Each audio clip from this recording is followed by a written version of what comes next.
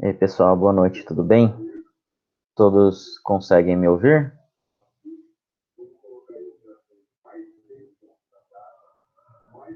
Beleza, cara.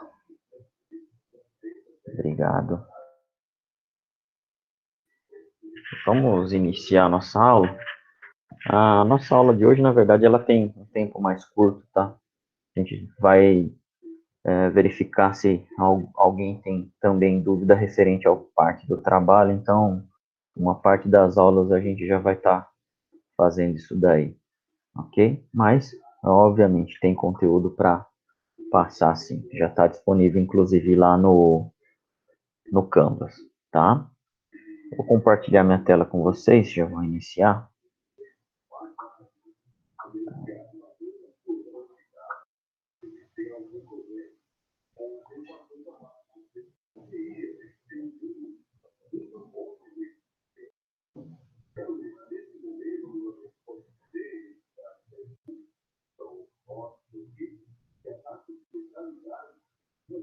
Ok, já é para vocês estarem conseguindo ver a minha tela, correto?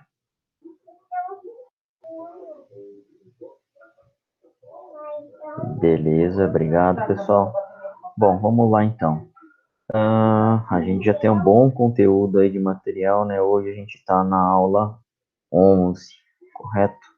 A gente vai fazer a instalação e manipulação pelo VS Code. A gente vai ver que existe um plugin bem legal.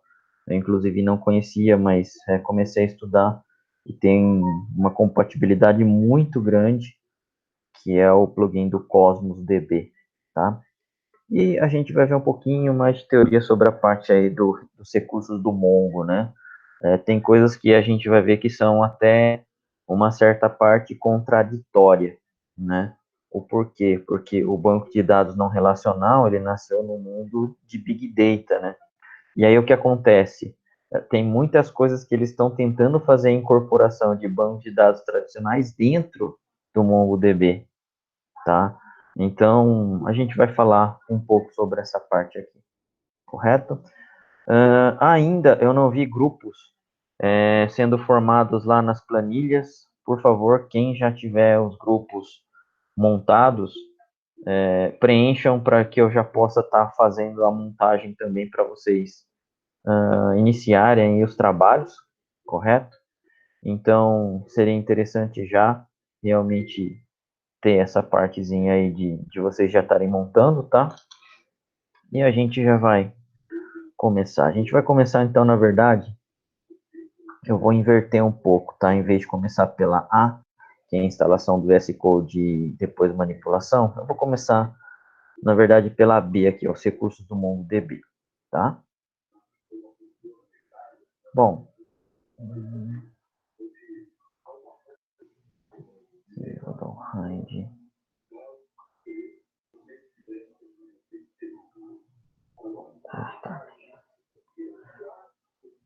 Bom,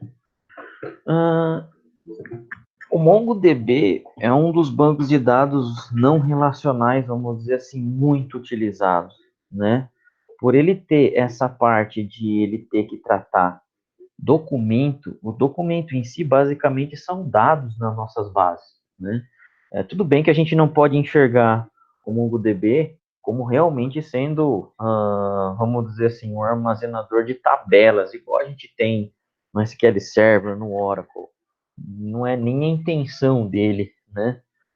Mas mesmo assim, se a gente for estudar friamente o JSON, ele no fundo, o quê? Dado, correto? Então, apesar de ele ser um banco de dados relacional, eu acredito que ele ainda seja o banco mais próximo de um banco de dados relacional, né? Justamente por ele tratar bastante essa parte, né, de dados, que é o forte dele, correto? Né? Então, com o tempo, o MongoDB em si, ele foi tendo o quê? Ele foi incorporando mais funções, né? Igual o SQL Server, o Oracle, à medida que o tempo ele vai passando, eles têm mais funções. E hoje, o que mais atrai você tá fazendo essa migração, tá vamos dizer assim, investindo em um banco de dados relacional, é justamente o quê? A parte de funcionalidade que ele tem, né? Robustez, eles já estão bem consolidados, né? Obviamente não são para tratar grande quantidade de dados igual a gente tem hoje, né? Mas para sistemas ERPs, eu acredito que não mude tão cedo essa migração de um banco de dados relacional para o não relacional, tá? Então, assim, cada um ainda tem o seu mercado, mas tem evolução, né? O MongoDB é um deles também que isso acontece, né? Então, alguns recursos importantes aí que foram sendo incorporados no MongoDB conforme o tempo, né? A ideia de se ter controle transacional vai ao contrário do paradigma no SQL, né? Lembrando que o banco de dados relacional, todos eles têm controles transacionais, né? Isso no MongoDB, até um certo tempo, era quase que impossível, tá? Então, o que acontecia? A gente não tinha, mas de alguma forma, nada de controle relacional. Hoje, já é possível, nas últimas versões, a gente ter esse cara, acionar um cara desse daí, né? Muitos recursos dos bancos de dados tradicionais foram disponibilizados com o tempo para NoSQL. O próprio MongoDB vai de encontro com alguns bancos de dados tradicionais, em alguns aspectos, que é o que a gente vai começar a ver. Aspecto transacional é muito custoso. Pensando em computação distribuída, escalabilidade, manipulação absurda de dados, né? Quando a gente está trabalhando com Big Data, não é uma quantidade de 200 mega, 500 mega, 1 giga que a gente vai colocar. Não. 500 gigas, 1 tera, 2 teras, 10 teras. É uma quantidade dessa forma, tá? Eu já vi um banco de dados no SQL suportar 600 teras. Foi pelo menos o banco de dados que eu mais, de maior, né? Que eu vi em quantidade de dados que ele armazenava. Os caras estavam minerando. Ele estava plugado com o Python para ele ficar varrendo, se não me engano, uma parte, uma campanha no Twitter, no Facebook, enfim, numas 2, 3 redes sociais aí. Cara, 600 teras de dados é dado, é texto, é coisa pra caramba. São 600 HDs de 1 teras que a gente tem aí, ó. Isso em dado. E tava dentro do Mongo, tá? E assim, é um absurdo de grande. Coisa que realmente para um banco de dados relacional processar ou pelo menos armazenar é muito grande, tá? É muito custoso. Então, o que acontece? Fazer com que isso seja transacional uma quantidade dessa que seja 100 tera de dados, é uma quantidade muito grande, né? É muito custoso. Pensando que o ambiente do Mongo ele é em cluster, ou seja, eu tenho várias máquinas conectadas como se fosse uma só, e essas máquinas elas não são, vamos dizer assim, de alta performance. O que faz ele ser de alta performance é justamente o cluster, né? Fazer com que, vamos dizer assim, seja gerenciado ou orquestrado isso, tá? É uma parte complexa, cara. Não é um negócio tão fácil assim, tá? Então, fazer transação, imagine fazer com que um dado seja disponibilizado ao mesmo tempo para 1000 nós do seu cluster, né? Então, eu efetivei aquele determinado dado. Aquele dado ele tem que estar disponível nos 1000 nós ao mesmo tempo. Você perde, vamos dizer assim, uma grande parte da sua performance, tá? Então, hoje existe esse recurso do C transacional? Tem. Você vai lá e aciona essa feature. Só que assim, isso daí foi pedido muito pela comunidade do Mongo, né? Beleza, os desenvolvedores fizeram. O que, que eles pedem? Para você ter muita cautela, na verdade, antes de acionar essa função, né? Vai lá, se a sua base de dados ou os seus nós de clusters não forem tão altos, né? Eu tenho, sei lá, 20, 30 nós de cluster, é um custo ainda que eu acho que compensa. Agora começou a ter 50, 100, 200 nós de clusters, não deve ser um negócio que, vamos dizer assim, não deve afetar, deve ser bem perceptível isso daí, correto? Então, existe essa funcionalidade, mas é necessário tomar muito cuidado, tá? Quando a gente trabalha em computação distribuída, tudo que a gente tem de caos eleva ao quadrado, tá? No mínimo, porque é muito, mas é muito trabalhoso, vamos dizer assim, para o banco de dados, né, gerenciar tudo isso daí, todos os seus nós, tá? Então, tem que tomar realmente cuidado, tá? Com cautela, utilizar com cautela. Uso das transações não é uma filosofia dos bancos de SQL, que a gente já comentou, né? Controle de transação é muito caro, então tudo bem, você tem a disponibilidade ao mesmo tempo para todos os seus nós, mas compensa pagar essa característica, né? Pensem que assim, se os seus nós dos seus clusters estiverem tudo em um ambiente de alta velocidade, é uma coisa. E se o nó do seu cluster estiver espalhado pela internet no mundo inteiro, que você não sabe se uma parte da sua rede ela está legal ou não, que você tenha problema ainda de rota de acesso, se você ainda pode ter timeout em um dos servidores que não te responde no tempo que você quer, correto? Então, é muito caro, né? Vamos dizer, um custo muito caro para você habilitar o controle de transação, mas é possível, tá? Paga-se, então, com uma boa parte da escalabilidade, que é deixada de lado, óbvio, né? Então, ligamos o controle de transação, perdeu escalabilidade, isso não tem jeito. Não é ideia que se utilize o MongoDB para controlar transações. Então, o que acontece, né, pessoal? O MongoDB ou qualquer banco de dados não relacional, ele não foi feito para isso, né? Então, se você tiver que fazer essa ligação, realmente tem que se pensar demais, tá? É necessário realmente fazer um bom projeto antes de pegar e ligar essa feature. Para ligar, pessoal, é um true e false. Simplesmente você vai lá, muda um arquivo de configuração, true. Já era, tá ligado. Só que não é o difícil não é isso. O difícil é você ficar pensando nas possibilidades do que pode acontecer com a sua aplicação, né? Principalmente se ela já estiver rodando, que é um negócio muito mais crítico, tá? E quando a gente coloca Big Data, dependendo do que a gente está fazendo, né? É difícil você fazer um ambiente teste. Imagina fazer um ambiente teste de 600 teras.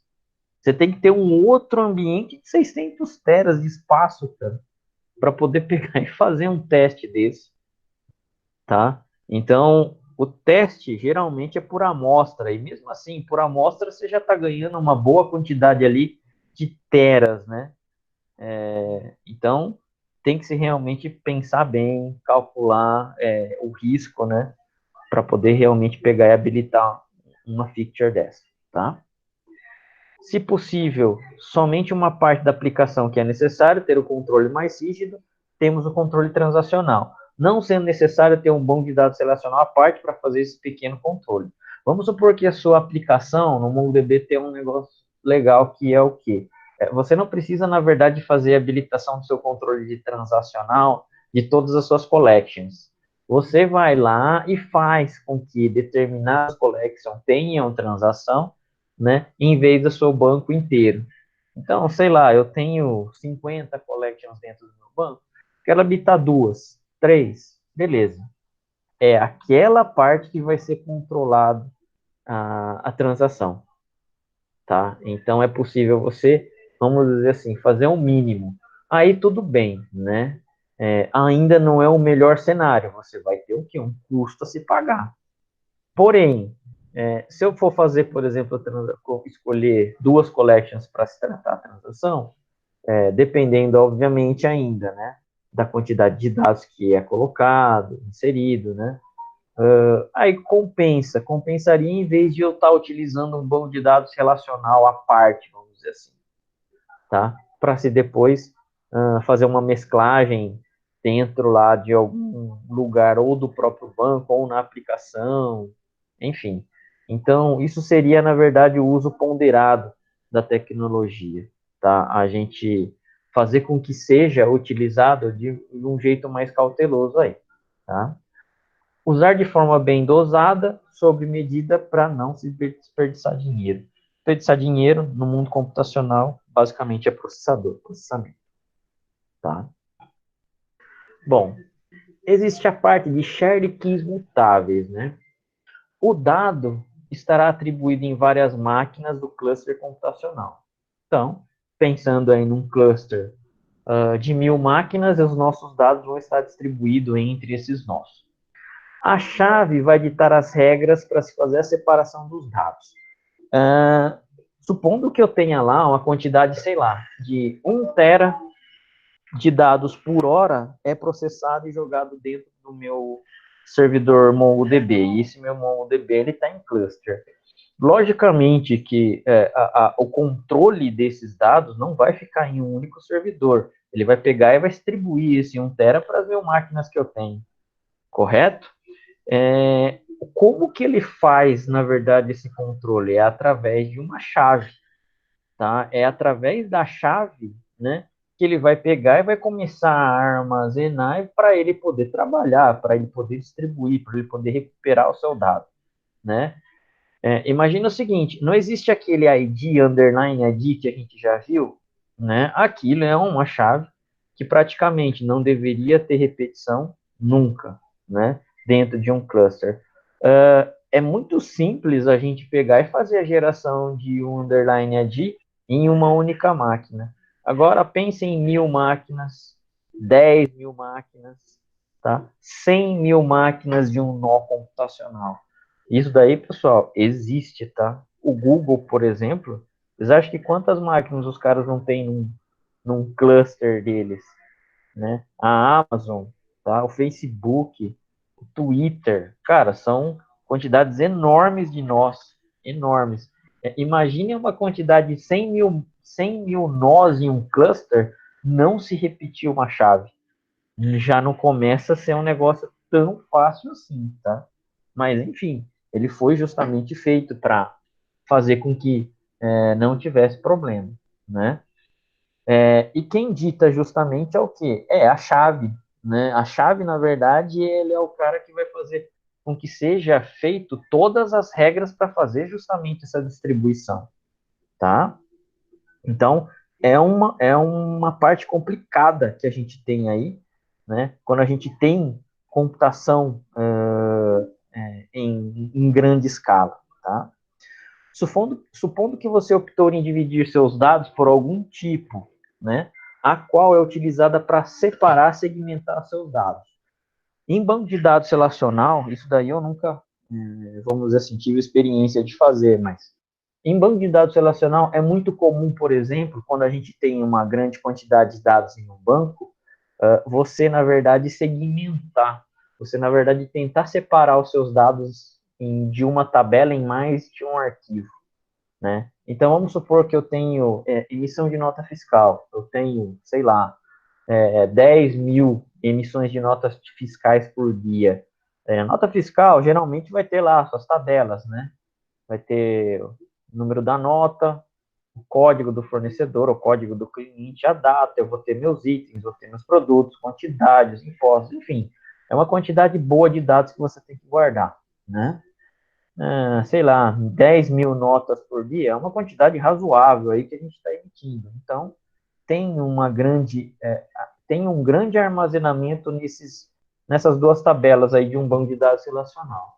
Geralmente, o que você faz? Você, na verdade, para ganhar um pouco mais de performance, você tenta, na verdade, dividir a sua tabela, né, de nota fiscal em mais de um arquivo, né? Então, você vai lá e vai separar. Uma das boas práticas é você justamente separar os seus arquivos por data. Então, você escolhe, da nota, sei lá, do dia 1 do 2010 a 31 do 12 de 2010, guarda-se no arquivo A. No dia 31 do dia 1 do 1 de 2011 a 31 do 1 de 2012 no arquivo B, e assim vai. Esse arquivo é arquivo físico mesmo, você separa ele, né, no sistema operacional, correto? Geralmente, o que é dado passado, você já não mexe tanto. Então, você coloca numa storage, se você tiver mais lenta. O que é dado corrente, você coloca os seus dados numa storage mais rápida, né? Então, é mais ou menos essa separação. Esse range é feito o quê? Por data. E quando você dá select nessa tabela, é como se ela tivesse uma só. Se você quiser fazer um select na tabela de nota onde, sei lá, a data da nota esteja do dia 1 de 1 de 2010 a 31 de 1 de 2015, você não precisa ficar fazendo nada a mais do que o seu select normal, né? Isso daí o Oracle oferece, o SQL Server oferece nas versões aí melhores que eles têm, né? Mas beleza, é uma coisa fácil, vamos dizer assim, de lidar, né? Agora, quando a gente tem, né, a parte de cluster utilizando atuando, na verdade, sobre essa parte das chaves, cara, o negócio é muito complicado, mas é muito complicado. A gente, estudando a parte computacional, né, quando a gente está trabalhando em grande quantidade de nós, basicamente, se eu tenho 1.000 máquinas, né, a cada 1.000 dias, um computador geralmente dá pau. Essa é a média que se tem. Então, quer dizer, se você tem 1.000 máquinas no seu cluster, uma máquina por dia vai começar a dar problema. Se é a média de 1.000 dias, a sua máquina dá pau, né? Então, é mais ou menos essa conta que se tem. O cluster, na verdade, ele não pode ser afetado.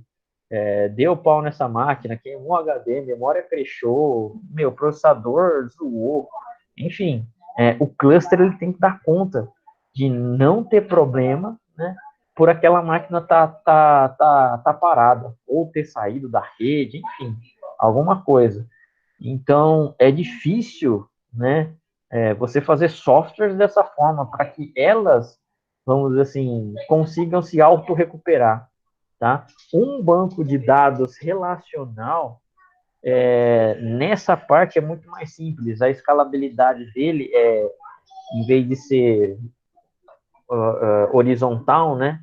É vertical, é muito mais caro você manter. Só que para administrar nessa parte é mais fácil, né? E lógico, a arquitetura são de poucos bancos relacionais, você consegue realmente colocar em ambiente clusters grandes, tá? Eu, pelo menos, conheço só o Oracle que faça isso muito bem, né? O SQL Server, ele, na verdade, não depende só do SQL, depende muito do Windows. Se o seu Windows estiver em cluster, você consegue trabalhar com SQL em cluster. Se não tiver, já era. Você não faz o SQL trabalhar em cluster de jeito nenhum, né? No Oracle, não. No Oracle, quando você faz a instalação dele, você é obrigado a instalar uma malha grid, a gente chama. Essa malha grid, na verdade, aqui toda é a parte base para o Oracle funcionar em ambiente cluster. Então, realmente é uma arquitetura diferente. Mas mesmo assim, né, não é qualquer maquininha furreca que você vai colocar um Oracle lá dentro. Tá? Você já tem que ter uma máquina ali razoável para poder colocar no cluster. Nessas máquinas que a gente coloca, né, banco de dados não relacionais, cara, é máquina de baixo custo mesmo, tá? Mas, vamos dizer assim, a quantidade das máquinas em clusters é que faz a força dele de fazer o processamento, né? Beleza. Então, a gente tem essa separação por data, né? Geralmente, quando a gente tem banco de dados relacionais. Em banco de dados não relacional, obviamente, vai ser a chave, você vai definir essa separação, né? O que acontece? Geralmente, quando você tem essa definição, né? Essas chaves, elas são imutáveis, você não consegue fazer essa operação de fazer você não consegue fazer a alteração dessa operação, correto? Depois de ser definido esses dados, não é mais possível fazer a alteração dessa chave. Imagine assim, você está fazendo a separação, né, de processamento dos seus dados de 1.000 máquinas diferentes. Pô, mas eu não quero mais pegar e separar pela minha chave pelo meu ID, que é o que controla, eu quero separar por um outro campo. Imagina o trabalho que o cluster tem de pegar e fazer novamente esse processamento. Né? Mais uma vez, pensando lá no nosso 100 tera de dados, ele tem que reprocessar esses 100 teras inteiro novamente. Você tem que refazer toda a operação. Então, assim, é muito, mas é muito complexo e custa demais, tá? Atualmente, existe o recurso mutável, ou seja, não é necessário excluir e novamente incluir. O MongoDB, hoje, ele tem esse recurso de você conseguir fazer com que seja o quê? Mutável essa operação, essa definição. Você não conseguiu fazer ou não está satisfeito da primeira vez que você definiu, né? Beleza, você pode ir lá e pegar e mudar esse recurso. Logicamente, custa processamento, tá? Não vem nada de graça, né? Mas existe o recurso, antes nem isso existia, tá? É um recurso muito complexo, a qual é necessário pensar sobre o tema, tá? Então, mais uma vez, né? Não é porque existe o recurso que eu vou pegar e vou começar a utilizar ele direto. Não, você tem restrições, né? Geralmente, se você está trabalhando num cluster, você vai ver qual é o melhor horário para se programar ou agendar essa alteração, tá? Então, é uma operação custosa, é necessário pensar realmente antes de pegar e executar, ok? Visões materializadas, né? Ou seja, o views, se a gente for comparar com o banco de dados relacional, né? Camada de abstração, né? Que obtém toda a complexibilidade e permite simplificação e utilização dessa camada. O resultado de uma visão já é pré-processado. A segunda vez que a visão é executada já estará em locais temporários, obtendo resultados mais rápidos. Quando a gente tem, uma consulta complexa num banco de dados relacional, em vez de a gente ficar fazendo toda vez a mesma consulta ou o mesmo select da nossa visão, a gente vai lá, faz a select complexa e cria uma visão. Create, view, nome da view, as, e depois vem todo o seu select com os devidos joins, tratamentos que você quer. Beleza. Depois, para a gente utilizar, é uma coisa muito fácil. A gente vai lá e vai fazer o quê? Select simplesmente nessa view, né? Nesse objeto chamado view, que vai ser tratado como se fosse quase uma tabela, tá? Legal, em banco de dados relacional existe isso, esse recurso é bastante utilizado, simplifica bastante a parte de manutenção, a parte de índice, a parte de velocidade você consegue melhorar bastante. E, além das visões normais, das views tradicionais, existem as views materializadas ou as views indexadas, tá? Qual que é a diferença? A view tradicional, você simplesmente vai lá, faz a consulta do seu dado e ela é executada em tempo de execução. Então, se eu tenho 10 mil linhas na minha tabela, simplesmente ele vai fazer só uma referência, só um apontamento e vai redirecionar para que os dados da sua tabela de 10 mil linhas sejam mostrados. Quando eu tenho uma view materializada, ela vai fazer o quê?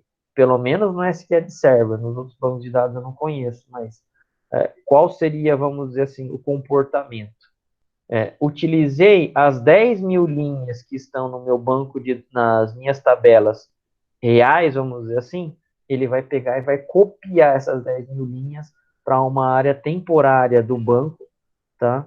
Para ser o quê? Justamente alguns dados depois de mais fácil acesso. Em vez de ele ficar vendo na memória, pegar em disco, trazer para a memória, ele já está num único ponto, tá? Em vez de ele pegar vários dados em vários locais de tabelas diferentes, ele já vai estar em um único ponto, correto? Então, isso daí seria a view materializada. Ele já está pré-processado para você consumir. Atualizou minha tabela de 10 mil linhas, agora eu tenho 15 mil. Beleza, na hora que eu der o select, tá? A view materializada vai fazer uma comparação. Opa, é a mesma quantidade de linhas do que a minha tabela de origem? Então, beleza. Não, não é. Acrescentou mais 5 mil linhas.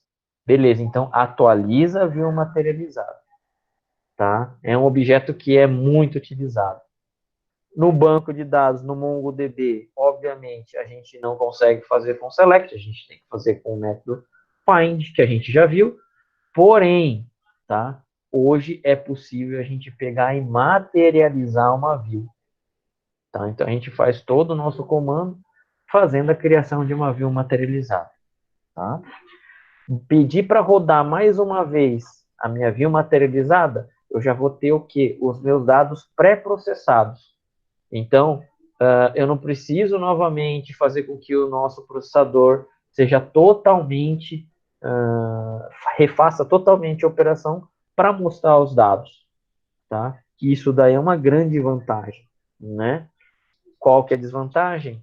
Consumo de disco, tá? Então, lembrem-se que a view materializada, ela não roda em tempo exatamente de execução. Ela vai, faz a preparação dos dados, copia, caso não tenha na tabela original, para um lugar temporário. Para quê? Para que na próxima vez que você for utilizar a mesma consulta, ela não precise pegar de vários lugares, de vários pontos. Já vai estar lá pronto para justamente ela pegar e utilizar. Então, ganho bastante em velocidade, porém, começa a perder disco aí, tá? E processamento também, né? Processamento ganha-se justamente porque ele não tem que fazer toda a parte de busca aí nas bases. Tudo bem? Isso daí, então, a gente tem hoje no MongoDB, a parte de view materializada. É um recurso bastante interessante, né? Existe aí um outro objeto chamado $out, tá? Você pode fazer o quê? O resultado de uma consulta pode ser colocado em uma collection, né? Então, eu poderia estar pegando o resultado de uma consulta utilizando o quê? O $out para se colocar em uma collection. A visão dos dados daquele momento é pré-processado. Então, sei lá, se eu tenho na minha consulta o retorno de 1.000 linhas, essas 1.000 linhas vão ser colocadas em uma collection através do $out. O $out guarda o resultado dentro de uma coleção. $merge é como se fosse uma registro temporário. Então, quando eu faço a utilização do $out, né, eu tenho o $merge. É nesse $merge, na verdade, que existe justamente essa área temporária aí para se pegar e manipular os seus dados. Tá? Tem vantagens, obviamente, como tudo, tem desvantagens também em fazer a utilização disso. Né? Mais uma vez, se você está pegando, sei lá, eu tenho 100 teras de dados, estou utilizando 10% deles, são 10 teras. Se você está colocando tudo isso em uma coleção utilizando o $out, todos esses 10 teras vão para a memória. Teoricamente.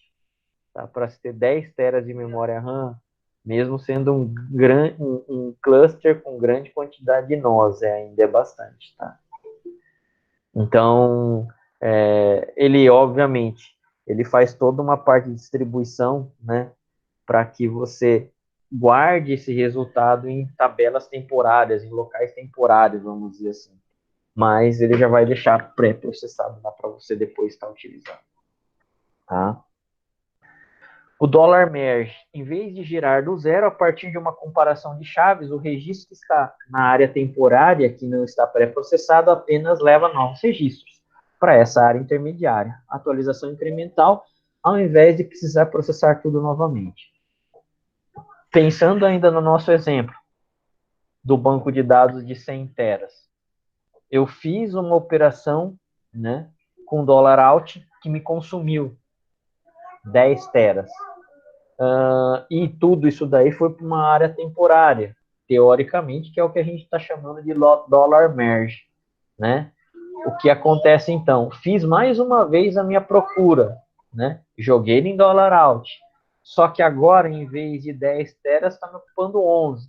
Em vez de eu ter o reprocessamento dos 11 teras novamente, eu tenho a inteligência de pegar simplesmente o quê? Esse 1 tera de diferença e colocar em $merge. Tá? Então, o que acontece?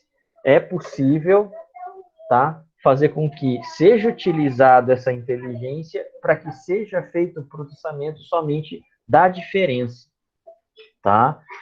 Mais uma vez, a gente está pensando em um ambiente cluster, tá? São 1000 máquinas de um nó. Imaginem como é fazer o processamento de todo o ambiente novamente, tá? Então, é grande, é trabalhoso, é custoso. É por isso que a gente só tem o quê, então? Uma inteligência em software para justamente fazer essa parte de processar só a diferença que a gente tem. Isso daí veio tudo com o tempo do MongoDB, tá? Os caras não criaram da noite para o dia. Eles foram vendo algumas necessidades, as que pelo menos faziam mais sentido aí para a ferramenta, né? E foram implementando. É óbvio, né? Se tem uma funcionalidade superior, geralmente ela vai substituir a anterior, tal, né? Ela fica ainda algum tempo em funcionalidade. A Microsoft ela faz muito isso. Depois ela cai o quê? Em depreciação, né? Ela não é mais utilizada. No SQL, por exemplo, do 2000, eu já trabalho desde o 2008. Em 2005 eu comecei a trabalhar com SQL mais na vida profissional. Teve muita mudança, pelo menos do 2014 para o 2016, tá? Pelo menos o que eu vi. Então, a Microsoft, ela preza muito por essa parte, ó. Tal função já está depreciada. Até tal versão você consegue utilizar. Passou, você tem que migrar, tá? Então, realmente, o porquê? Porque quando ela faz essa parte de ficar retrocompatibilizando os códigos com as versões antigas, ela está assegurando recurso, né? Que não é bom, na verdade, para ela. Ela sabe que ela pode utilizar melhor recurso de hardware, memória e tudo mais numa função nova do que nas antigas que ela tinha, né? Então, bastante RP faz isso, bastante software, software base, né? Faz essa parte de depreciar. E os bancos de dados não relacionais é a mesma coisa. Eles fazem isso também. Existe aí um outro negócio chamado índices wildcards, né? No MongoDB não se tem a figura de cada atributo é atômico, ou seja, somente um valor, né? Então, por exemplo, uma data. Uma data para um banco de dados relacional é atômico, basicamente. Eu tenho dia, mês e ano, mês e dia, mês e ano.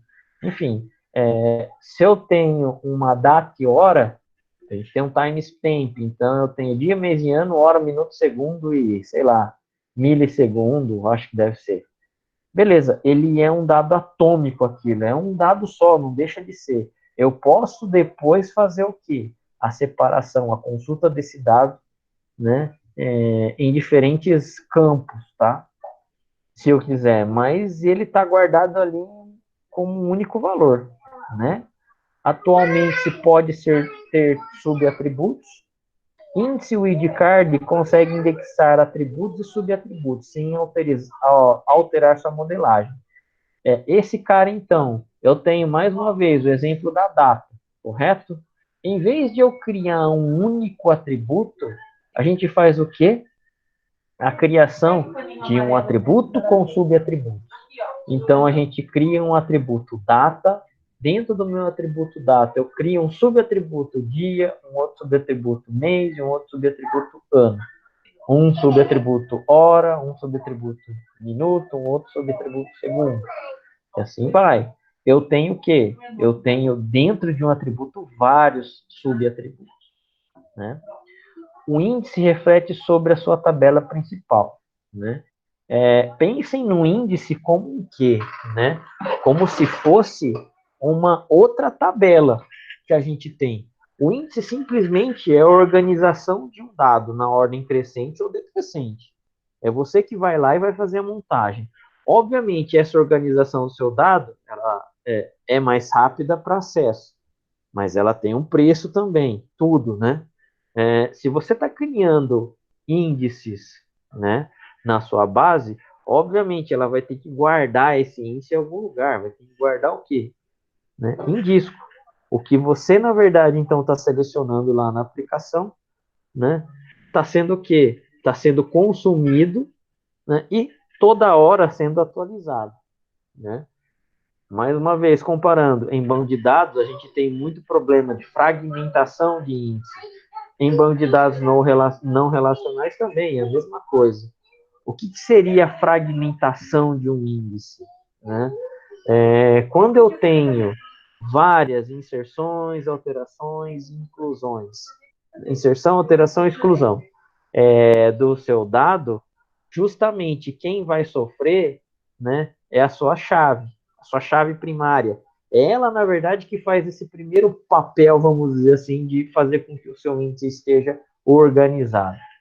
Só que eu não tenho só chave primária com índice, eu tenho chave secundária também, eu tenho chave estrangeira. Todas essas chaves são modos, na verdade, que são disponibilizados para a gente poder fazer a consulta, né?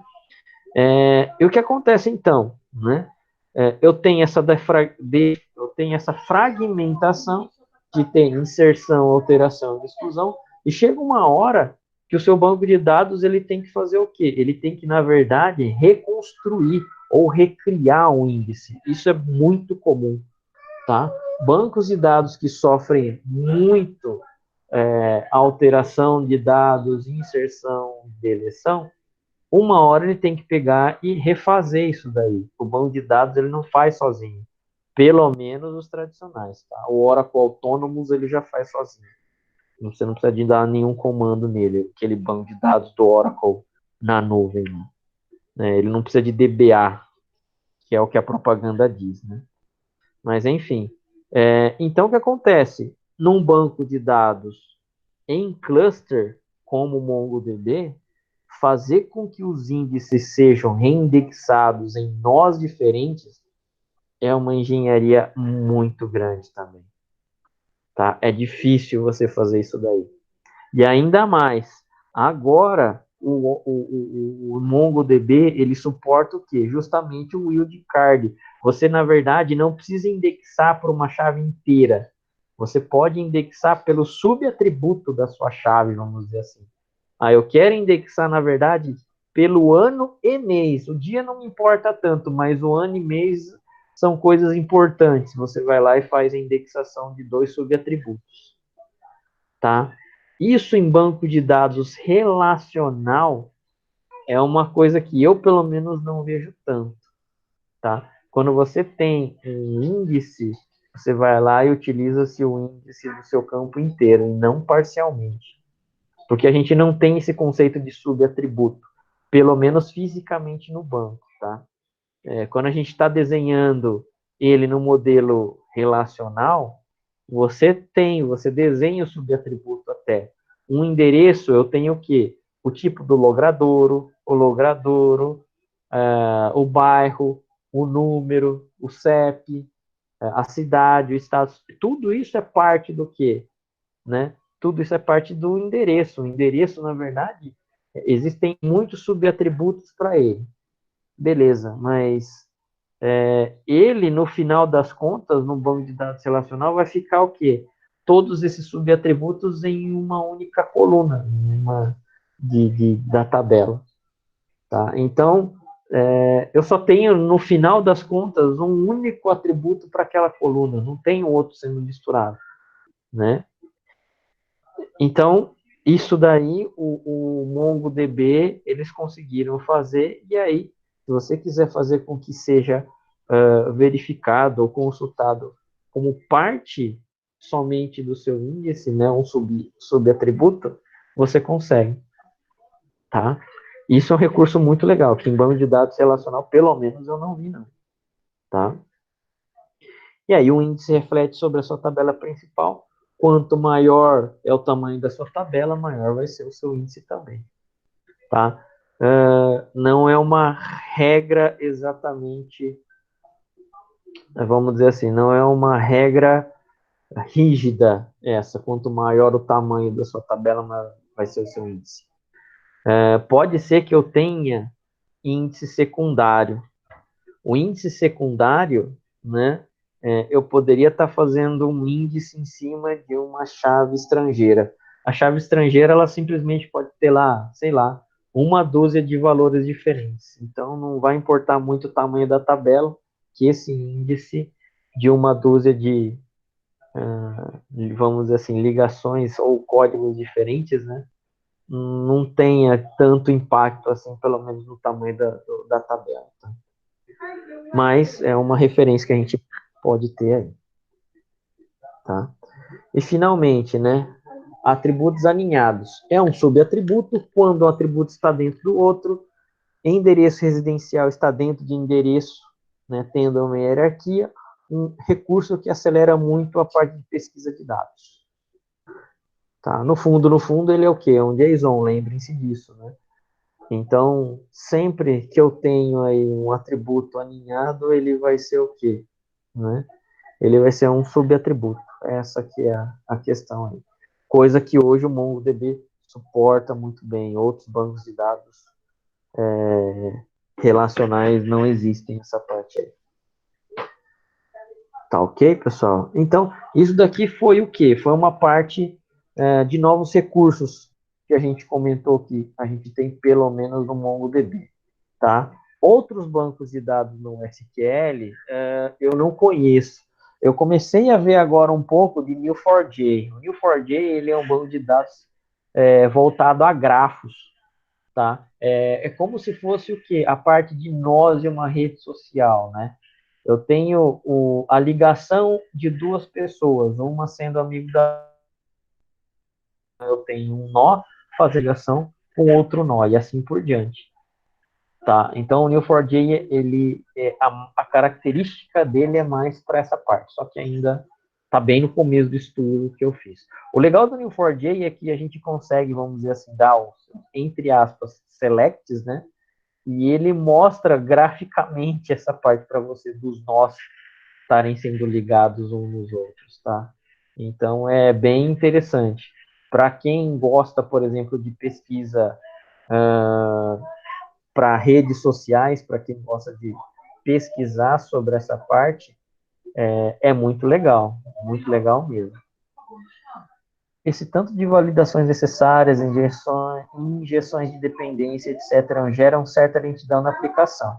A performance do NoSQL compensa esse trabalho todo na aplicação? Compensa. Compensa, Carla. O porquê, tá? A sua aplicação hoje, ela tem muito mais condição de ser distribuída do que o seu banco de dados. Hoje, pelo menos no mundo no SQL, isso daí já está igualando, tá?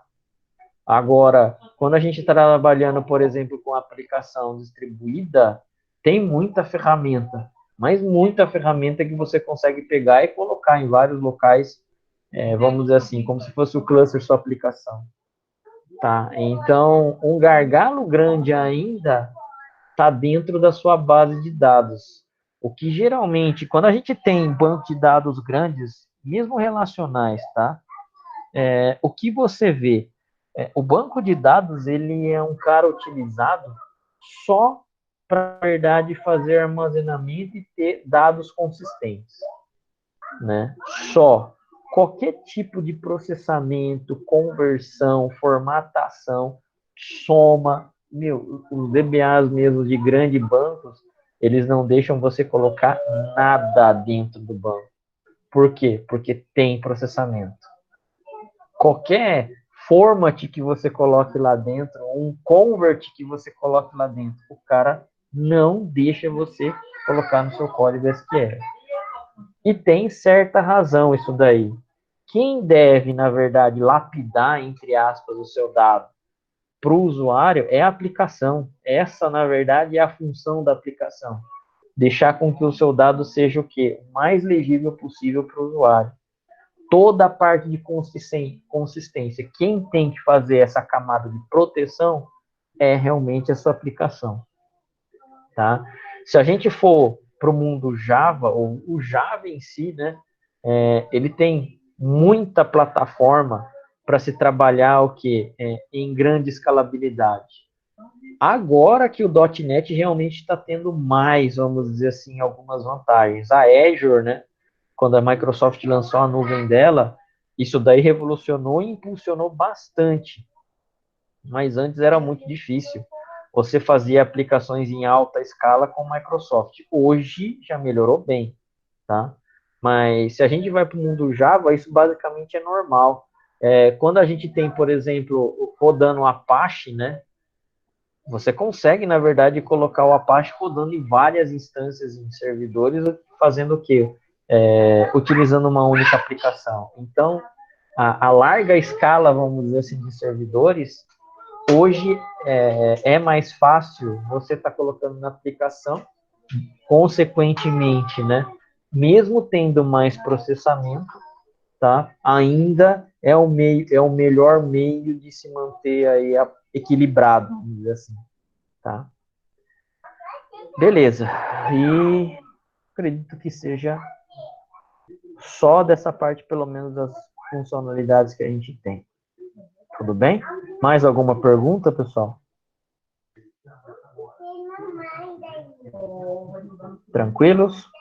Bom, a gente vai então para a segunda parte da aula que a gente tinha comentado. A gente vai ver mais ou menos então como a gente faz a utilização do VS Code, né? VS Code, vocês já sabem, é da Microsoft. A Microsoft hoje é uma empresa boazinha. Ela, na verdade, faz o quê? Distribui muitos produtos de graça, né? Então, o VS Code é um desses produtos. Correto? Beleza, pessoal. O VS Code, eu não sei, alguns de vocês já devem trabalhar com o Visual Studio, tá? É lógico e é óbvio, tá? A Microsoft, ela não é boazinha até certo ponto. Ela não vai dar nenhum nada de graça, correto? Tudo bem, o VS Code é uma forma de a gente utilizar, vamos dizer assim, em casa para fazer aprendizado, para fazer teste. Agora, não dá para comparar um VS Code com um Visual Studio pago mesmo, tá? Não tem jeito. Quem usa o Visual Studio para valer mesmo as funcionalidades, meu, tá muito à frente. A Microsoft, ela coloca assim o VS Code. Você quer fazer, sei lá, a utilização do Python? Beleza, tá ali. Mas você tem que configurar tudo, tá? Então você tem que se virar, ver se vai dar certo ou não, baixa framework, atualiza framework, e não deu certo, cara, você tem que se virar e se matar para o negócio funcionar. Tá muito na sua mão isso daí, tá? Não quer dizer que seja uma ferramenta ruim, não é isso. Mas não é produtivo igual ao Visual Studio pago, tá? Quando você realmente está numa empresa, sei lá, de 50 programadores, você não vai querer perder esse tempo que você fica, tá? Só para utilizar uma ferramenta de graça, não compensa. O tempo, hora, homem, é muito mais caro, tá? Então, assim, é legal? É legal para fazer teste, meu, maravilha, roda bastante coisa, mas no meio mais profissional eu ainda pensaria se adotaria ou não um negócio desse, tá? Por quê? Porque o Visual Studio tá anos na frente, tá? E tá anos mesmo, pessoal, não tem jeito. Quem usa realmente a funcionalidade do Visual Studio pago, meu, não tem jeito, tá? Se você não usa muito, beleza, você vai falar, mas, putz, o professor tá até falando que, né, assim, tá exagerando, mas não tô não, tá? Eu, hoje, só utilizo o Visual Studio para a parte do SQL Server. Eu tentei utilizar o quê? O VS Code para isso.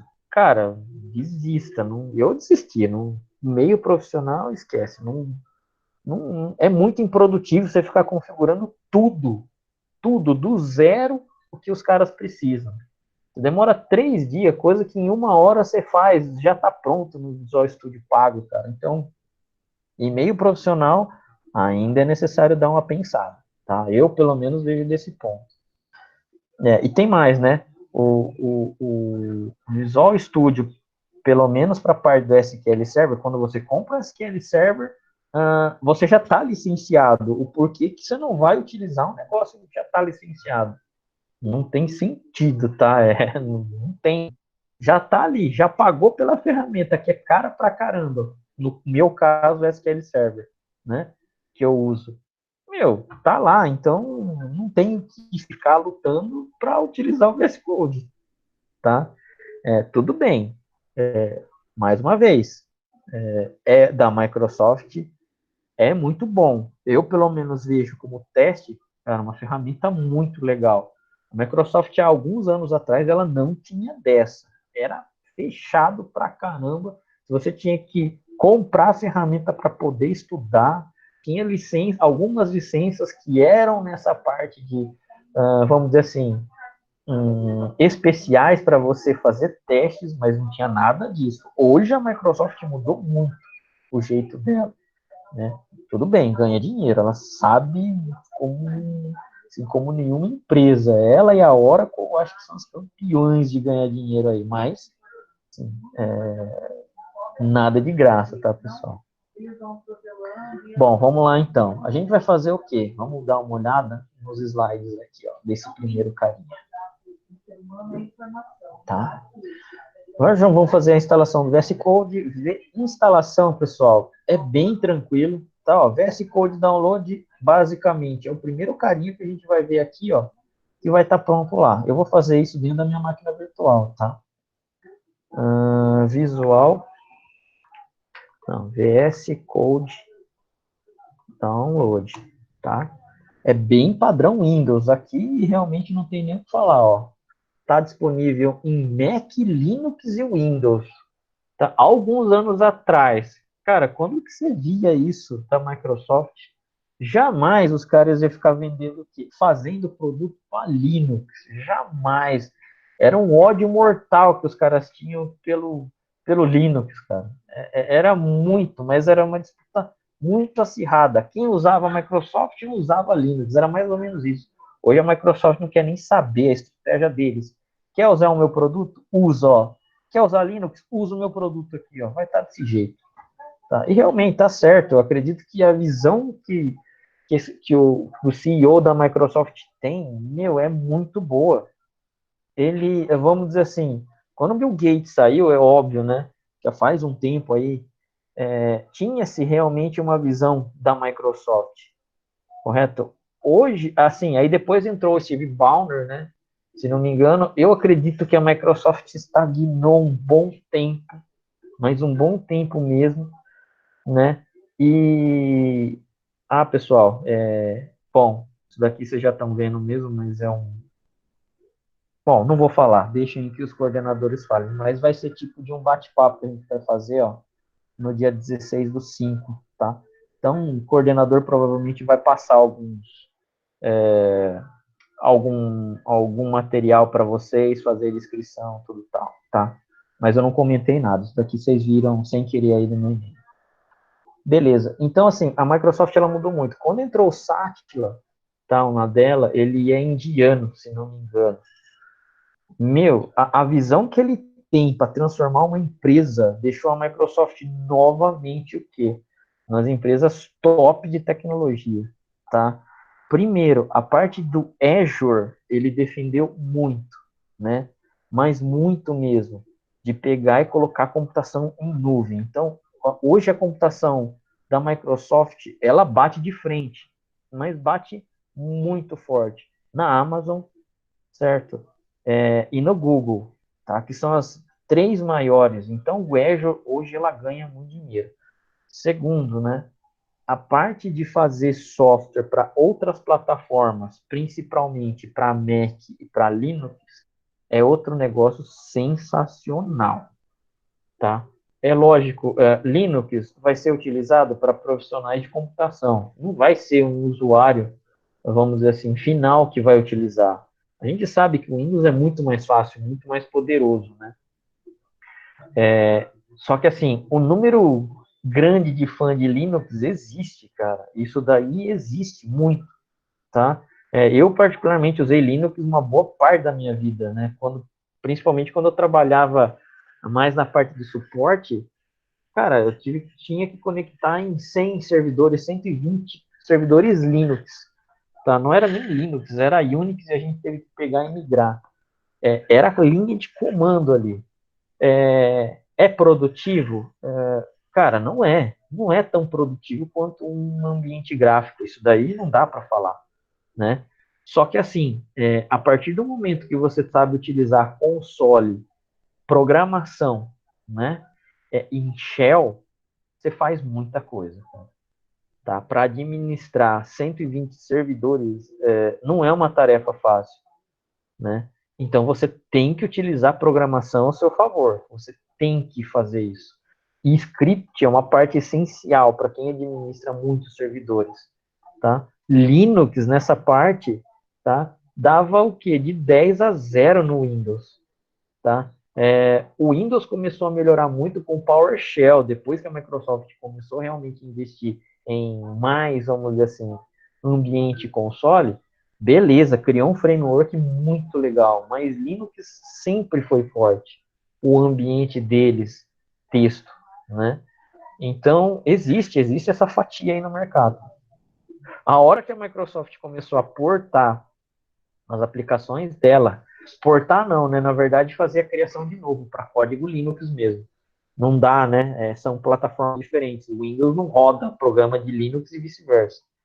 A hora que a Microsoft colocou o SQL Server, meu, putz, eu falei, realmente é um cara que muda muito a visão da empresa. E qual é a vantagem? Cara, a Microsoft hoje está top novamente, né? Concorre de frente com as grandes, né? O Office é o carro-chefe, vamos dizer assim, dos produtos da Microsoft. A gente sempre pensa que é o Windows, né? Que vende muito, tudo tal, mas não é. O Office hoje é o que dá mais dinheiro para a Microsoft, por incrível que pareça. Principalmente cobrando, aluguel, vamos dizer assim. Eles enxergaram que não adiantava você vender um Office por 5 mil, 4 mil reais, certo? E era uma vez só. Eles preferem hoje cobrar 50, 60 dólares mensais do que cobrar um preço só de uma vez. Né? Hoje é muito o quê? O serviço, na verdade, de software que é vendido. A Microsoft hoje faz muito isso. Então, realmente, o dinheiro deles, meu, aumenta demais mesmo. Né? Isso, né? Falando um pouquinho, é legal estudar a história dela para vocês verem também os pontos de visão que eles têm, né? Que eles tiveram. Só que assim, não aconteceu nada do dia para noite, tá, pessoal? Só tô contando, na verdade, a visão, pelo menos, que eu tenho, né? Sobre ela. E ela também não é boazinha, não, tá? E, assim, é legal, eu gosto da empresa, eu gosto dos produtos, hoje são bons. Você tem que saber, na verdade, trabalhar com eles, mas não é uma empresa aí boazinha, não, que quer ajudar todo mundo. Não, os caras querem grana no bolso, tá? Bom, beleza aqui, ó, VS Code, User Setup, 64 bits, vamos lá, vamos fazer esse cara aqui rodar. Vou instalar o que? A versão em inglês, tá? Ó, então, aqui estamos escolhendo, estamos nessa parte aqui, ó, fizemos o download, versão em inglês aqui. Vou ter que fazer o quê? Aceitar os termos aqui de agreement, né, license agreement. Vamos escolher qual é o diretório que ela vai ficar. No meu caso aqui da máquina virtual é um só mesmo. Então, aceitando, máquina virtual vai ser um só. Vou criar aqui, né, uma pastinha ali, um VS Visual Studio Code, correto? Vou adicionar esse cara aqui, ó, só criar um atalho no meu desktop, tá? E deixo esse cara aqui, ó, Add to Path, tá? Ele vai falar que é necessário restartar, se for o caso, o shell, né? Se tiver algum prompt de comando aberto, é necessário fechar e abrir de novo, pelo menos. E aí, beleza. Fizemos todas as etapas aqui, ó. Correto?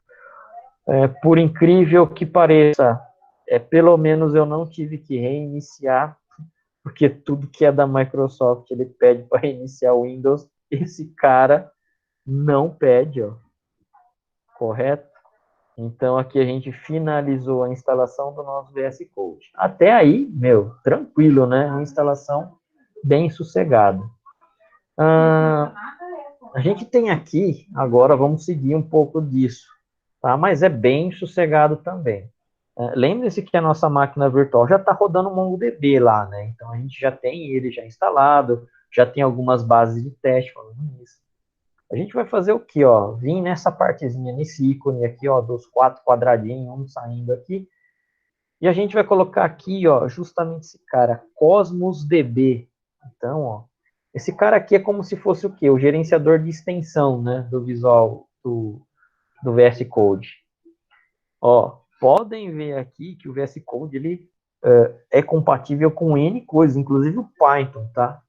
Coisa que eu gosto de utilizar muito o PyCharm, tá? Para desenvolver em Python, né? Quando é em ambiente, vamos dizer assim, IDE, o Visual Studio Code suporta esse cara aqui. Um cara que ele suporta também, para quem programa em RP, né, da TOTOS, ele tem suporte ao ADVPL também. Tá? E a TOTOS tem uma nova linguagem que é orientada a objeto, que é o TL++, TOTOS Language++, tá? Plus, plus. O Visual Studio Code suporta esses caras também. Então, antes era só o Eclipse, na verdade, que tinha o plugin. Aí a TOTOS foi lá e desenvolveu para o VS Code. Você consegue compilar os produtos deles aí na plataforma, tá? Na IDE. Mas beleza. A gente vai fazer o quê? Vamos procurar por Cosmos DB. Aí, ó. Azure Cosmos DB. Então, ó, ele vai falar aqui sobre o quê? Sobre um pouco aqui do nosso plugin, ó. Browse and query your MongoDB databases, ó. Esse cara aqui é o cara que a gente está procurando, então. Depois, mais uma vez, ó, a gente tem o quê? Toda a parte do quê? De code complete também. Olha que maravilha isso daqui. Beleza? Vamos dar um install. Vocês viram que a instalação dele foi rápida, né? Qual é o tamanho do executável dele? 55 megas. O porquê? Porque ele vem sem nada, ele vem seco. Se você quiser alguma coisa, você vai ter que baixar o plugin. Quando você instala o Visual Studio, dá em torno de uns 2,5 GB já de cara. Por quê? Porque está todos os plugins instalados e configurados. Olha a diferença, né? Ah, o produto da Microsoft é pesado? É pesado sim, tá?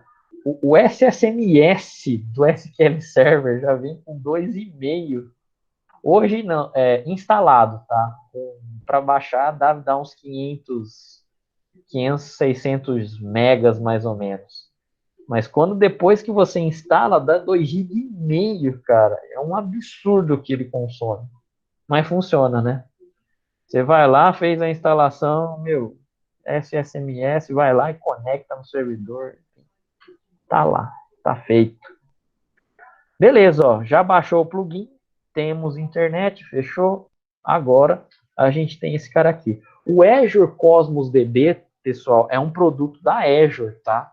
Esse cara aqui, ele é compatível, tá? Ele tem uma boa compatibilidade com o MongoDB.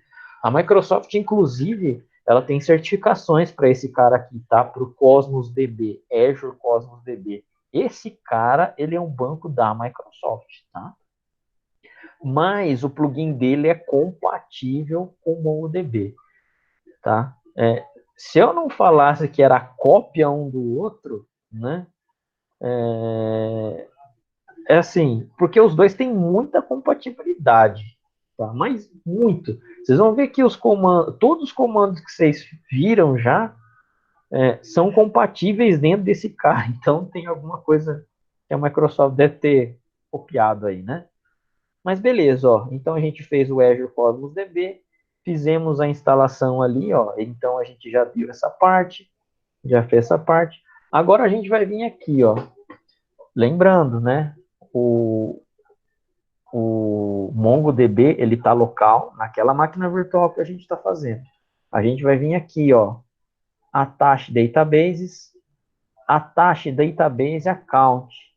E a gente vai escolher aqui, ó, Azure Cosmos DB for MongoDB API, tá? Então vamos lá. A gente vai vir aqui, ó. Criou esse ícone aqui, ó, do Azure, correto? Antes não tinha, agora ele criou. Attached, né? Database Accounts. Attach Database Accounts. E ele vai falar, ó, Azure Cosmos DB for MongoDB API. Ele vai falar aqui, pessoal, MongoDB 2.127.001. 127.001 é o IP da sua máquina local, é o localhost, tá? Então, isso daí é padrão da sua máquina local aí. 27.017 é a porta padrão que ele vai se comunicar. Beleza, né? E aí, como a gente não lê, geralmente, a gente fica esperando ele carregar. Mas, chega uma hora que você cansa de esperar. E aí você começa a ler. Enter the connection string for the database account. Press Enter to confirm or escape, né? To cancel. Então, você vai pegar e vai ter que apertar Enter aqui, ó. Senão ele não vai conectar, tá? Isso daí é uma das coisas que diferencia, já começa a diferenciar do Visual Studio. Porque do Visual Studio, você clicou, ele já está ali, ó, fazendo. Aqui não, aqui você é obrigado a pegar e dar um Enter, pelo menos. Mas tudo bem, né? É de graça. A gente tem que tolerar aí essas partes, tá? Legal. Putz, aqui então, ó, já está conectado o quê? O admin, lembram desse banco aqui, ó? O config, lembram desse banco? O corporate, a gente criou um bom tempo esse banco aqui, ó, na nossa instância. Tá aqui, ó, já está conectado. Da hora, né? Muito da hora isso daqui. Então a gente já fez, ó, essa parte aqui, a gente já consegue ver as bases de dados criadas aí, correto? Eu quero ver uma collection aqui, eu quero ver dentro de um banco aqui, uma collection, eu quero ver registro. Então vamos lá, ó. Dentro do banco de dados exemplos 2, venda, eu quero ver um cara desse daqui, ó. Beleza, tá ali, ó. Vocês estão vendo que ele abre, certo? Certinho essa parte aqui pra gente. Eu vou maximizar. Tá? Então, cliquei em cima de um outro registro, ó. Mudou. Outro registro, ó. Mudou. Já está consultando para mim. Em formato que? Isso daqui é JSON, não é? Ó, que a gente já conhecia. Tá aqui, ó. Dessa mesma forma aqui que a gente já sabe. Beleza? É muito, mas é muito intuitivo. Eu diria que é até mais fácil do que a própria ferramenta do MongoDB, né?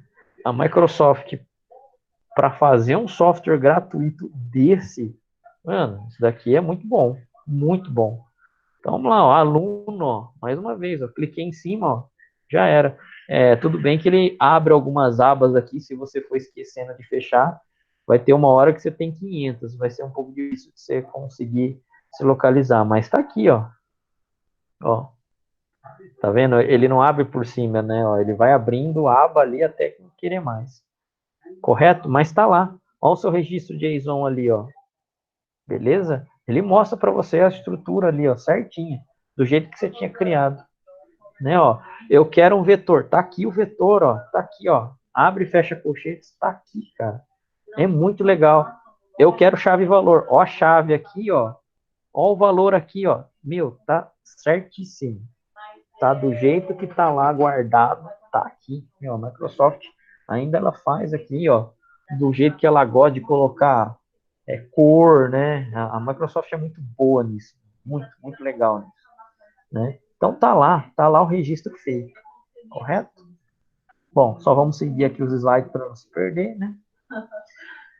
Eu quero alterar um registro. Isso daqui eu achei muito da hora, muito legal.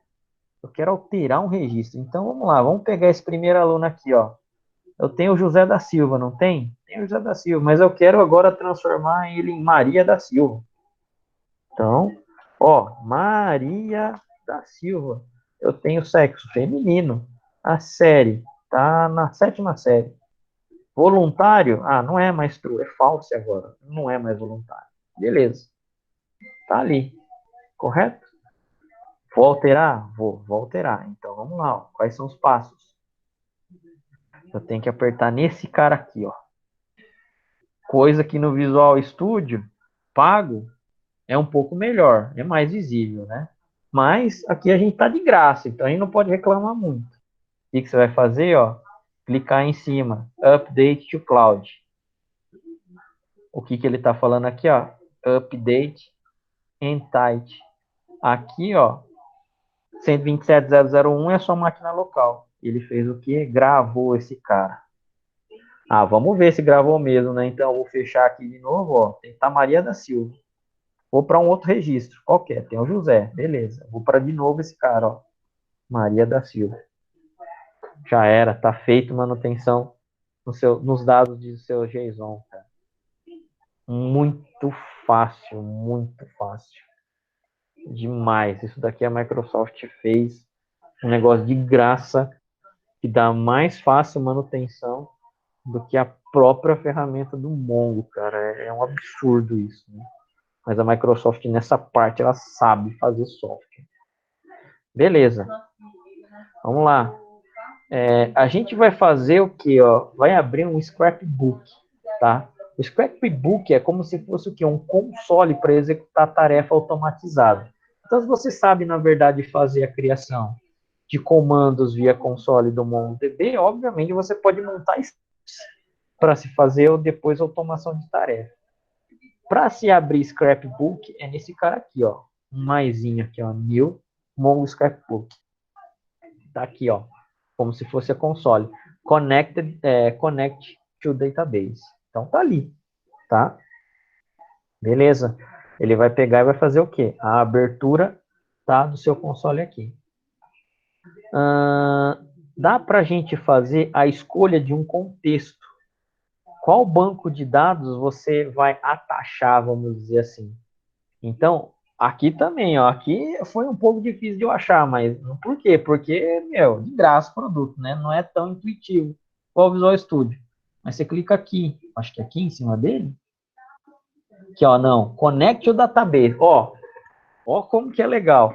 Você vai imaginar que um negócio desse, passando o mouse em cima, é para conectar no banco? Não, né? Você vê ali, você fala, é só um text box ali, sei lá, um label. Você não vai imaginar isso. Então, toda hora eu ficava lá, use o nome do banco.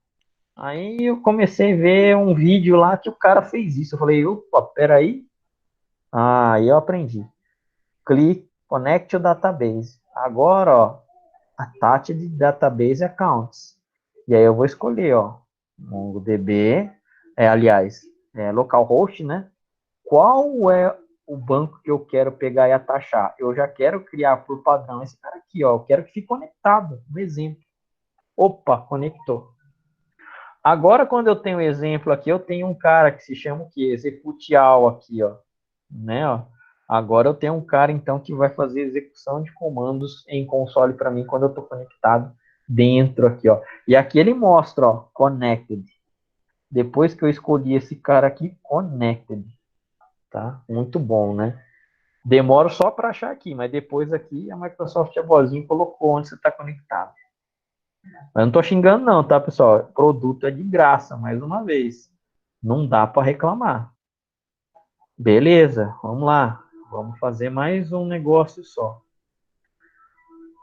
Aqui, como eu tenho o quê? Como eu tenho comandos a ser executados, eu vou utilizar justamente os comandos que vocês já acharam. Ó. db.aluno.find. Olha os finds que existem aqui. Ó. Olha o autocomplete dele funcionando. Tá? Vamos lá. Ó. db.aluno.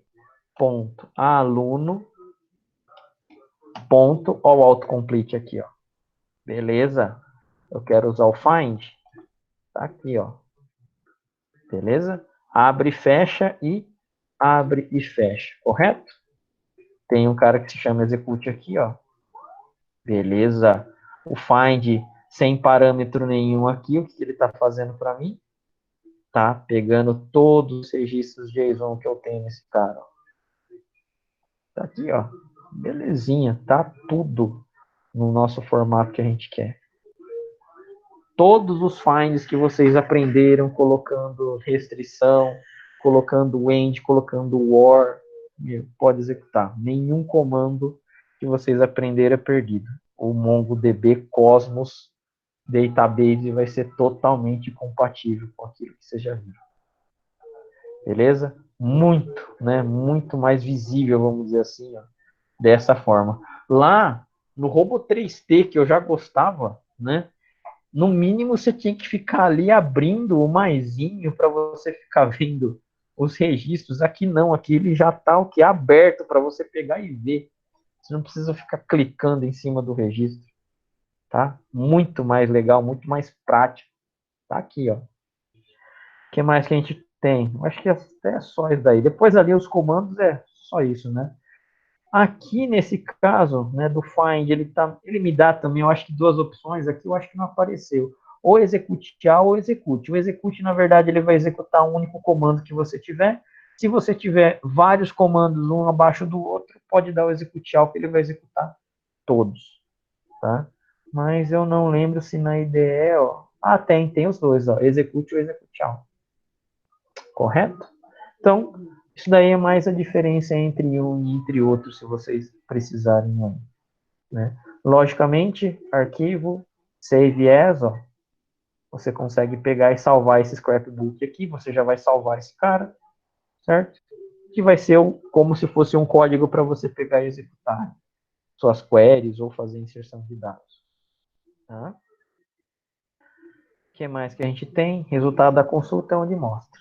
Bom, isso daqui, pessoal, é o que eu consegui, na verdade, trazer para vocês, tá? Um plugin que eu acredito eu que seja legal para fazer manutenção, né, dos seus dados aí. E lógico, tá? Não é só o MongoDB, o Visual Studio Code tem um monte de plugin.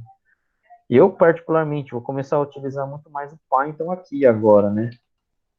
Tá, ó. Então, cara, eu vou instalar aqui, ó, Python for Visual Studio Code, VS Code Extension.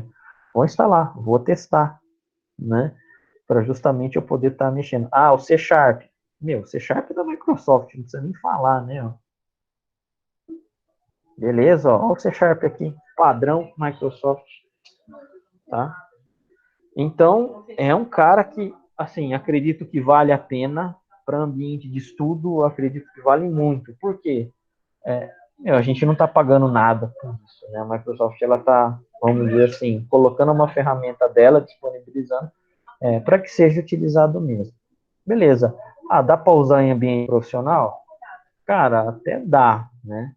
Só que você não vai ter a mesma produtividade que um Visual Studio pago. Isso é certeza absoluta, tá? Eu já tenho experiência só por utilizar, tá, o Visual Studio do SQL Server, tá? Que ele trabalha com as três ferramentas, tá? O Analyze Service, o Integration Service e o Reporting Service, que eu adoro.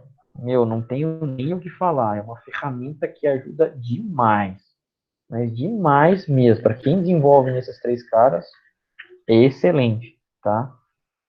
Pegar um Visual Studio Code do zero para ficar colocando plugin, meu, aí é fogo.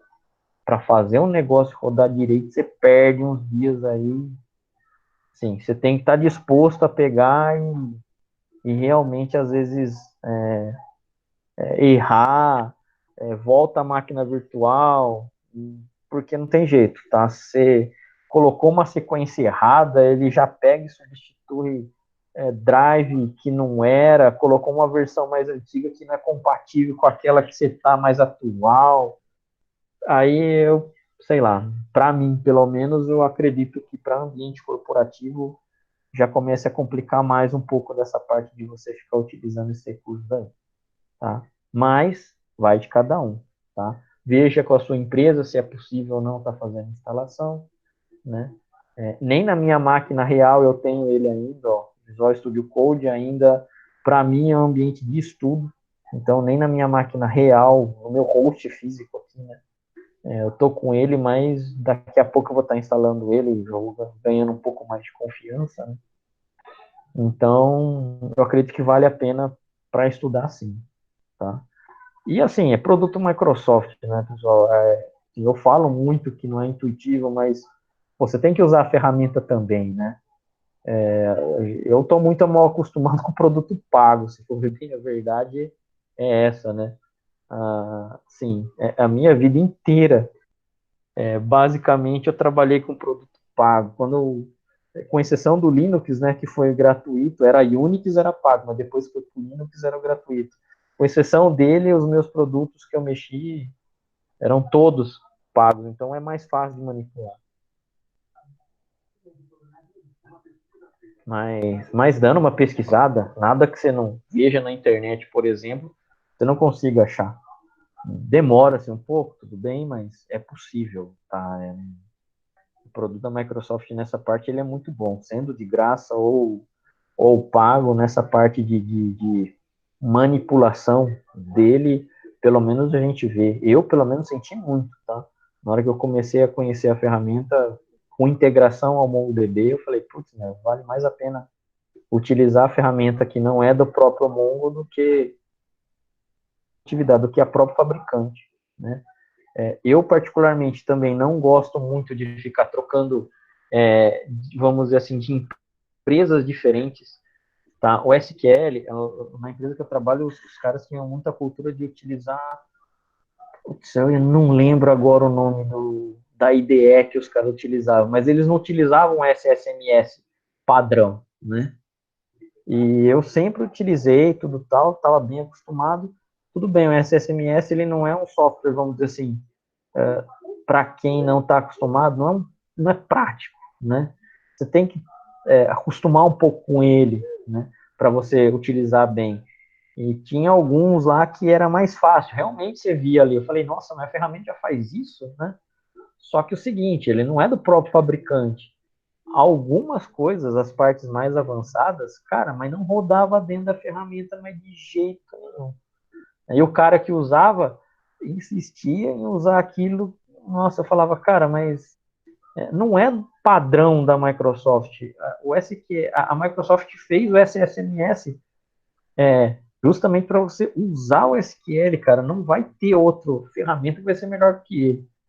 E com muito custo eu mudei esse conceito lá dentro da empresa, com mais 3 pessoas lá, né? Mas enfim, é desse jeito que a gente vai vendo.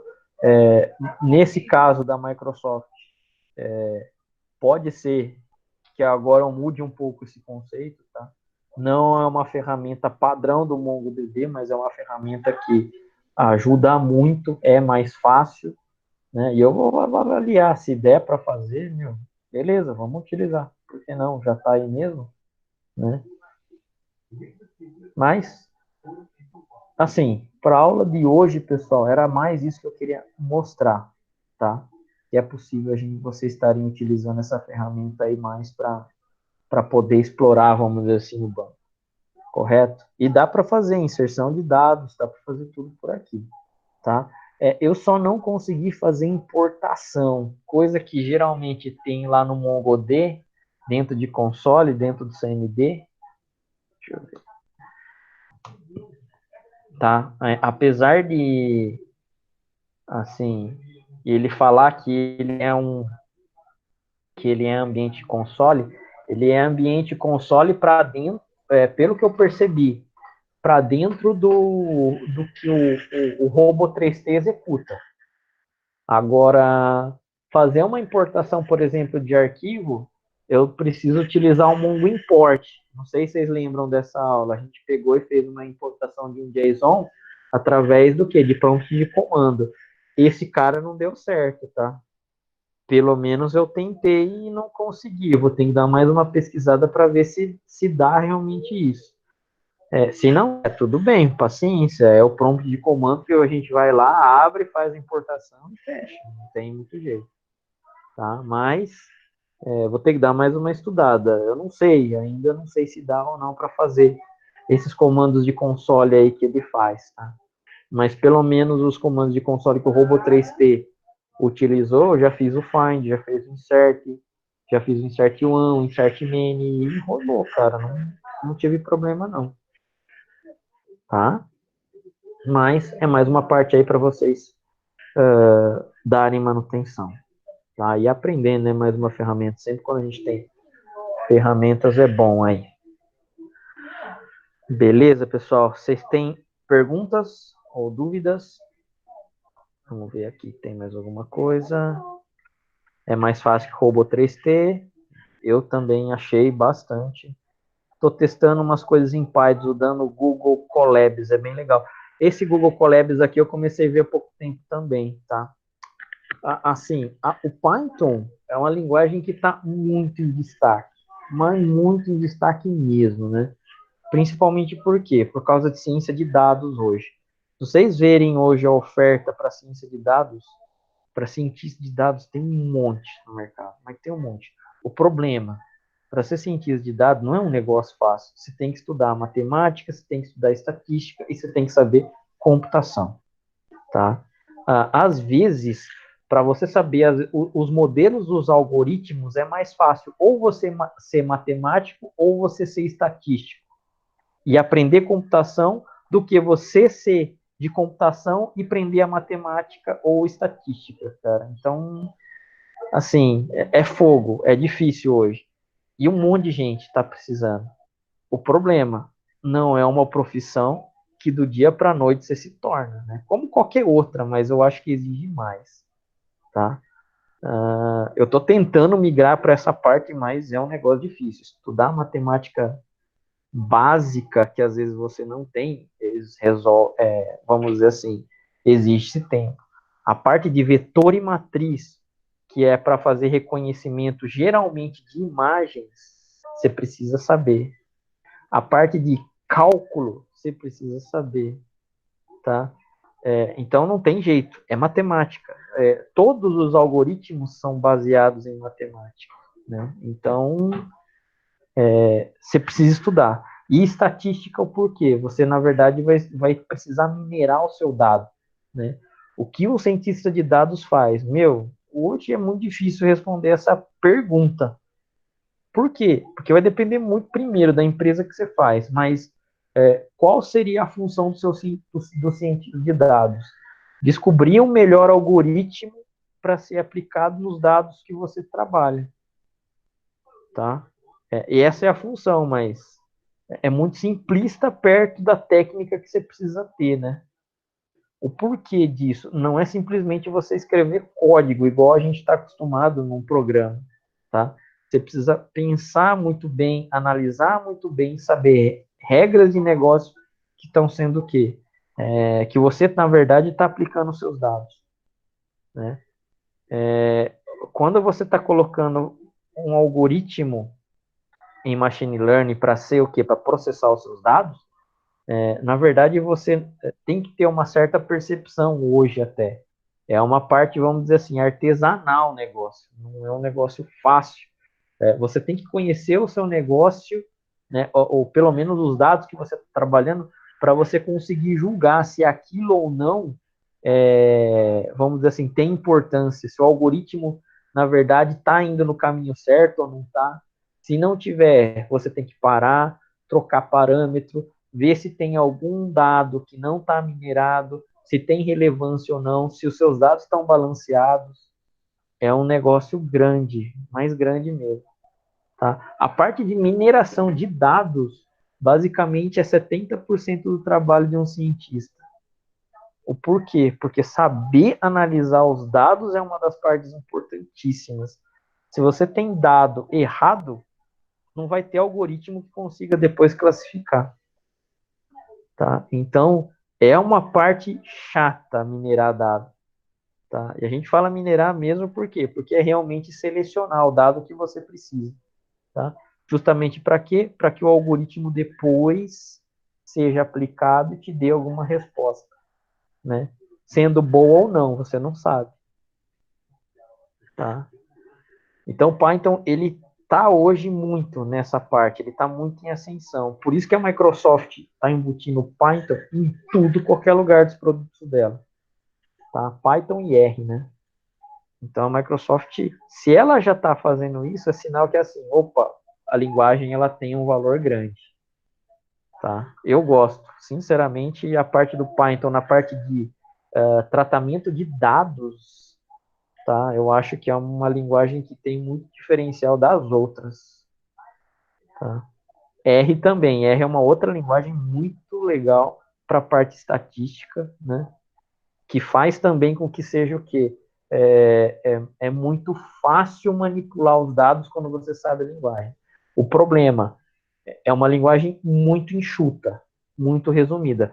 Você, olhando um código em R, você não consegue deduzir o que o código faz, o que ele está fazendo, tá? É uma linguagem normal, como qualquer outra, mas ela é muito enxuta. Então, se você não estudar só de olhar, esquece, você não consegue. Você não consegue adivinhar o que ela está fazendo ali, né? Mas hoje o Python ele está sendo mais utilizado para essa parte, pelo menos é o que eu estou vendo, né? Mas beleza, pessoal. Que era mais dando essa aula aí, né? Vamos ver. Acho que para fins de comparação, o VS Code é um editor de texto multilinguagem que pode ser comparado com o Notepad++. Ó, eu vou falar para você uma coisa, viu, Bruno? O Notepad++ tem coisa que faz que o VS Code não faz, viu? Pelo que eu vi aqui. E eu uso muito o Notepad++. Mas realmente, ele é um cara que eu acho que poderia estar se comparando mesmo. O Visual Studio Community, que deve ser a base de comparação com o Visual Studio Enterprise. Eu não sei. Eu não sei, na verdade, fazer essa comparação mesmo assim. O Community é comunidade, né? É aquele negócio lá de, deu um bug. Você vai depender da comunidade da Microsoft para consertar. Quando você coloca o Enterprise, você já está utilizando. O mesmo Standard, tá? Não precisa nem ser o Enterprise que tem todos os plugins, com a parte de versionamento, enfim, que é mais automatizado, a parte de, como fala, a parte de projeto associado, tá? Então, não sei. Ainda se o Community seria uma comparação com o Enterprise direto. Não tenho certeza disso, tá? Mas eu sei que o Enterprise é a ferramenta mais ferrada mesmo da Microsoft. Os plugins disponíveis no VS Code são desenvolvidos pela comunidade, exatamente. Os plugins são desenvolvidos, são muito bons, tá? O Python, por incrível que pareça, ele é gratuito. Todos os plugins dele, ou pelo menos a grande massa é de comunidade, são muito bons. Não tem nem o que falar. Se vocês estudarem a linguagem, né, utilizando os plugins, o Pandas, o NumPy, você não acredita que o negócio é de graça. Tá? É muito bom. Então, aquela parada de tipos de algoritmos que aparece no YouTube, de ordenar dado, que tem a ver com isso? Ixi, agora eu não entendi a pergunta. Que eles colocam vários métodos para ordenar numa base de dados? Thales, eu sinceramente não entendi a pergunta. Então, aquela parada de tipos de algoritmos que aparecem no YouTube para ordenar dados tem a ver com isso? Se isso tem a ver com ciência de dados lá em cima. Ah, a parte de algoritmos é o seguinte: quando você está tratando ciência de dados, os algoritmos já estão prontos, tá? Qual é a diferença do machine learning para programação normal? Machine learning é uma quantidade imensa de algoritmos que já existem pré-existentes, correto? Você, na verdade, faz a aplicação de uma função. Essa função, na verdade, escolhe o melhor algoritmo para ser aplicado em cima dos seus dados. Tá? Então, você não vai ficar testando os 100 mil algoritmos existentes. É a máquina que faz isso para você. Ela vai lá e vai começar a fazer o quê? O teste dos 100 mil algoritmos e ela que vai te dar um resultado. Aí ela vai falar, utilizando esse método aqui para esses dados que você tem, você está tendo um resultado aí de 70%, 80% de assertividade. Tá bom isso daí para você? Putz, não tá. Então você, na verdade, que precisa depois pegar e inferir isso daí, alterando o parâmetro, tá? É essa parte que hoje machine learning é forte. O porquê? Né? Porque hoje a gente tem dado suficiente para quê? Para fazer comparação. Hoje a gente tem grande quantidade de dados. Antes a gente não tinha, né? A estatística antigamente, qual que era a melhor base de dados que você poderia estar trabalhando? Com população, tá? Antes, estatística era uma ferramenta imensa, tá? Incrível. O problema, você não tinha dados para trabalhar. Hoje é o contrário. hoje você tem muitos dados, mas não tem gente para utilizar estatística, né? Parece que é piada, mas é isso que acontece, infelizmente, tá? Então, assim, em machine learning, tudo bem, você não precisa saber dos 100 mil algoritmos, mas você tem que ter ciências que eles existem, você pelo menos precisa saber, né, como eles trabalham e quais são os melhores parâmetros, na verdade, que você, aliás, entender pelo menos os principais modelos e saber, né, a trabalhar com os parâmetros. É em cima de parâmetro, na verdade, que vai fazer a diferença se um algoritmo está ou não perto do resultado que você quer. 50% é um resultado bom para um algoritmo julgar, né? Se está certo ou se está errado uma determinada, sei lá, assertividade de foto. Vocês acham o quê? Que 50% Eu quero adivinhar que, sei lá, naquelas fotos, né, naquele dataset de fotos, eu tenho um monte de figura de animal. 50% é bom para que o algoritmo ache que aquela foto é um cachorro, por exemplo? É pouco ou é muito? O que vocês acham disso?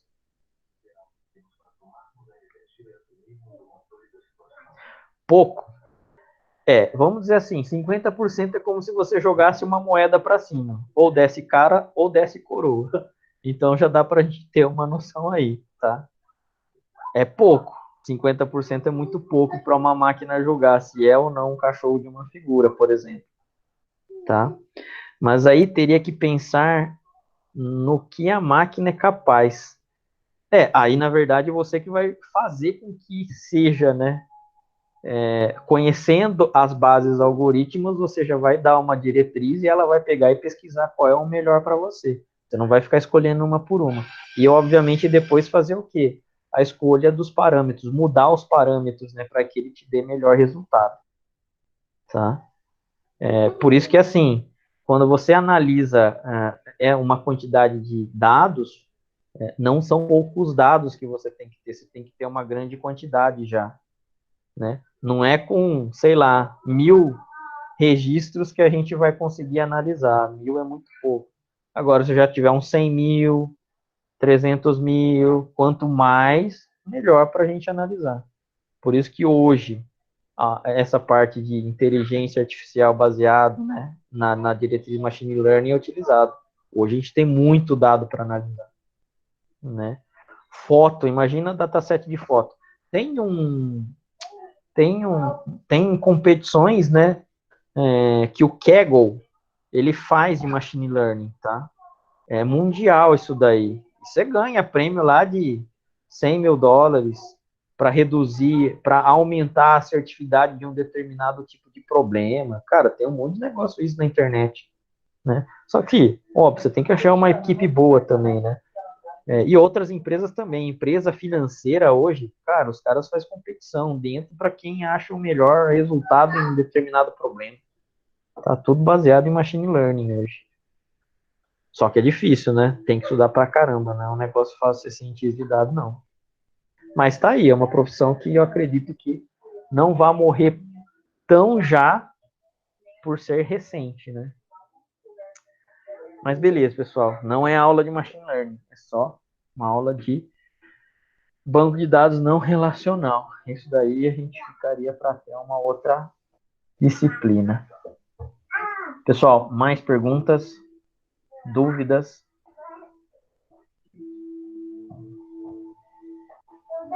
Tranquilos? O que eu vou pedir para vocês, já comecem a ver, por favor, o trabalho, tá? Se vocês já tiverem dúvida, então no final das aulas, agora que a gente já está acabando, né? Mês 5, já estamos basicamente no meio, ó. O trabalho final de vocês é até o final desse mês, então vocês têm mais 2 semanas? Ó, mais 2 semanas e meia aí, eu acho que não tá? Tá no dia 31, acho que alguma coisa assim, né? Pra vocês fazerem. E já tentem dar uma olhada para fazer realmente. A gente já vai ter uma prova aí perto, correto? Para não deixar tanto, para não deixar acumular tanto e já para essas semanas aqui, ó, os finais dessas semanas, tá? Então, já vejam para iniciar. Se vocês tiverem dúvida, eu já vou abrir também no final da aula, pelo menos para a gente começar a tirar aí. Mas não deixem para o final aí mesmo, tá? É legal vocês já começarem a fazer justamente para tentar ver se tem dúvida, né? Se for deixar para a última semana, acredito que vocês vão se enrolar. Tudo bem aí, pessoal? Beleza? Beleza, então, pessoal. Também acho que é pouco, mas aí tem que ver. Ah, então, beleza. Tranquilos, então, pessoal. Por enquanto, então, eu vou encerrando a aula de hoje, tá ok? Boa noite a todos aí, se a gente não tiver mais dúvida nenhuma. Até mais, pessoal. Boa noite.